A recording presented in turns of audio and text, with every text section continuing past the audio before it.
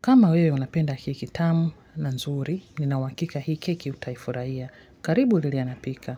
Ili kutengeneza keki hii, kwenye bakuli weka sukari, siagi na chumvi na utakoroga kwa muda wa dakika 3 kama unatumia mashine. Kisha utaweka ladha ya vanila, alafu utaweka mayai, yai weka moja moja. Na baada ya kumaliza yai la mwisho, utazima mashine yako na utaweka unga wa ngano, usiweke wote. Unga wa ngano hakikisha umeuchekecha pamoja na baking soda na baking powder. Utaweka unga wa ngano, utakoroga vizuri. Na unga wote ukisha changanyika, ambao umeweka awamu ya kwanza, utaweka maziwa. Maziwa unaweza ukatumia maziwa ya mtindi kama unataka keki ichambuke zaidi. Na muda wote huu hakikisha umeshawasha oven, umeweka moto wa 150 au 160 juu na chini. Kisha utamalizia unga ambao umebakia, na baada ya hapo utaweka zabibu kavu, utaweka chocolate chips, halafu utachanganya pamoja.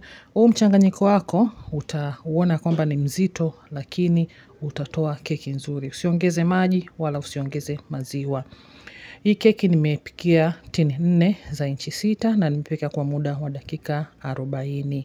Na ni keki ni nzuri, unaweza kanywea chai ya jioni, unaweza kanywea maziwa. Na kama unaona sukari ni nyingi, basi punguza kidogo. Kama umejifunza kitu, share video hii na mwingine na pia like.